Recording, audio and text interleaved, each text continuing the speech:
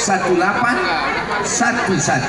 Kalau 911 itu emergency point. Lalu kemudian beliau belajar ke Makkah pada tahun 1863.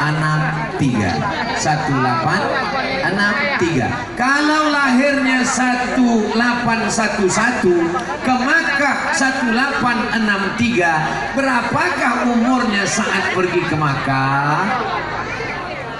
Ingat, Iko masuk UAS, ujian akhir semester.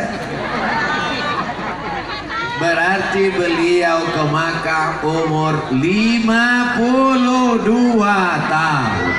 Saya ketika membaca biografi beliau, saya merasa muda kembali. Kalau tidak, saya merasa sudah tua, merasa tak layak lagi untuk belajar, merasa menuntut ilmu sudah cukup. Begitu belajar dari kehidupan beliau. Lahir 1811, belajar ke Makkah 1863, umur 52, masih semangat menuntut ilmu. Gimana? Masih semangat daftar S2? Masya Allah, semangat. Jadi kalau ada orang yang merasa terlambat belajar, kamu masih mau kuliah? Aku gola tua Ustaz, saya ini sudah tua Pak Ustaz. Belajarlah dari kehidupan Tuan Guru tua. Beliau umur 52 tahun tetap menuntut ilmu, dan bukan sebulan di Makkah, bukan datang ambil baiat talqin bersuluk balik. Nah, beliau berapa lama di Makkah? 6 tahun lamanya, sampai akhirnya belajar akidah Ahlus Sunnah wal Jamaah, belajar fikih, belajar tafsir, belajar hadis, sampai pada puncaknya adalah belajar tarekat, mengambil dari Syekhul Masyaikh Tariqah Naqsabandiyah. Beliau adalah Syekh Sulaiman Zuhdi. Tarekat ini disebut dengan tarekat Naqsabandiyah, tapi di ujungnya ada Khalidiyah. Kenapa ada Khalid di dalam? Karena ada seorang ulama besar namanya Syekh Diyauddin Khalid Naqsabandi. Itulah mengapa disebut dengan Khalid.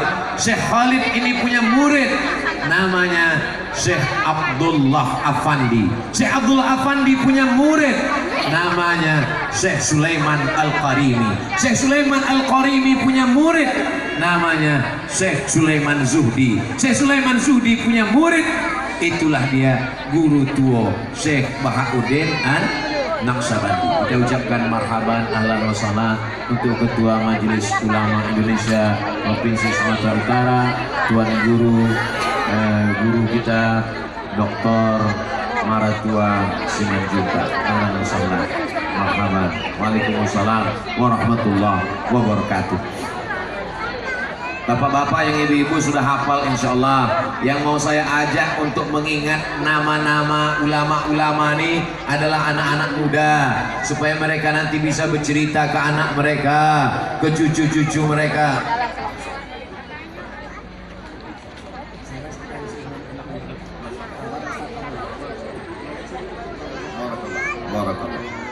Syekh Diyauddin Khalid An-Naqsabandi punya murid namanya Syekh Abdullah Afandi. Syekh Abdullah Afandi punya murid namanya Syekh Sulaiman Qarimi. Syekh Sulaiman Al-Qarimi punya murid namanya Syekh Sulaiman Zuhdi. Syekh Sulaiman Zuhdi punya murid namanya Syekh. Jadi rata-rata tarekat Naqsabandiyah ini bertemu nasabnya pada Syekh Sulaiman Zuhdi. Syekh Sulaiman Zuhdi punya murid melalui beberapa jalur sampai kepada Syekh Abdul Ghani Al-Kampari. Kenapa disebut Al-Kampari? Orang Kampar Riau, berdekatan dengan Rokan. Lalu kemudian beliau punya murid dari Aceh, itulah dia Syekh Muhammad Wali, atau dikenal dengan Syekh Muda Wali. Syekh Muda Wali punya murid, punya anak yang sekaligus murid, itulah dia Syekh Muhibbuddin Wali, Profesor Dr. Muhibbuddin Wali. Jadi rata-rata orang-orang tarekat Naqsabandiyah ini adalah orang-orang yang arif, namun di samping itu juga mereka adalah orang-orang yang alim dalam bidang ilmu. Jadi jangan bayangkan Tuan Guru ini busuluk 2 hari langsung jalan di atas air, terbang di awan. Beliau itu belajar akidah, belajar nahu, belajar sorof, belajar bahasa Arab.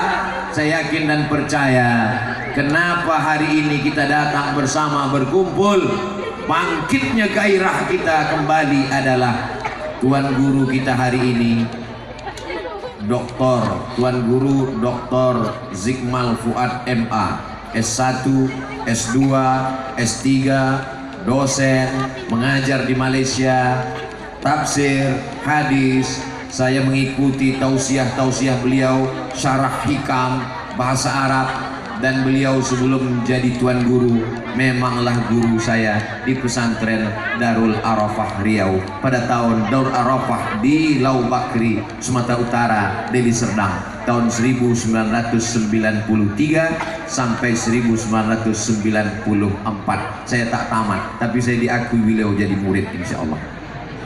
Bapak Ibu yang dimuliakan Allah Subhanahu wa Ta'ala, menuntut ilmu, kirim anak-anak sampai S1, S2, S3, sampai ke Makkah Al-Mukarramah. Ini adalah mengikut jejak dari Tuan Guru tua. Bagaimana ibu-ibu, siap mengirimkan anaknya untuk belajar? Masya Allah, tabarakallah. Ibu-ibu siap mengirimkan anaknya untuk belajar agama?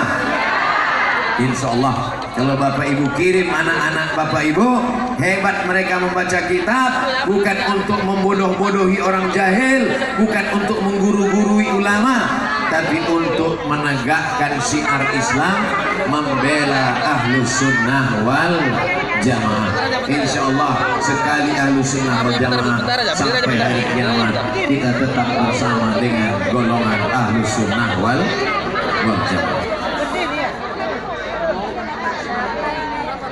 Bupati Langkat. Ini yang peci hitam di belakang polisi. Yang mirip Bupati Samsul tadi ya. Samsul Arifin. Sepupu. Sallallahu alaihi wasallam. Ya Nabi salam alaika. Ya Rasul salam alaika. Ya Habib salam alaika.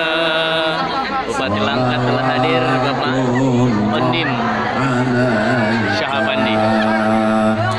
Jadi pelajaran yang bisa kita ambil dari Tuan Guru pertama, jangan merasa tua dalam menuntut ilmu. Walaupun udah berusia 52 tahun, semangat bergelora sampai ke Makkah 6 tahun, mengkaji fikih, mengkaji akidah, mengkaji hadis, akidah, hadis, tafsir, fikih, tasawuf.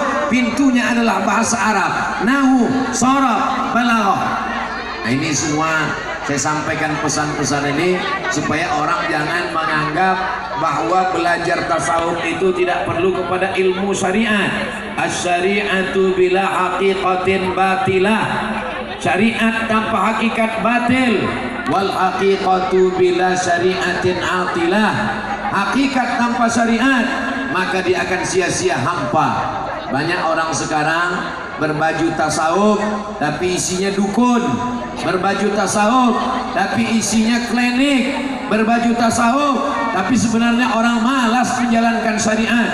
Bukan begitu ciri tarekat Naqsabandiyah Besilang. Itu bisa dilihat dari pribadi Tuan Syekh, Tuan Guru tua. Ini mesti kita jelaskan ke anak-anak kita. Yang intern di dalam mesti disadarkan, yang ekstern di luar orang mesti diingatkan supaya dia jangan menganggap tarekat ini adalah aliran sesat, tarekat ini tak peduli kepada syariat, tarekat ini jauh daripada sunnah Rasulullah. Mereka lah yang menghidupkan sunnah-sunnah Rasulullah sallallahu alaihi wasallam.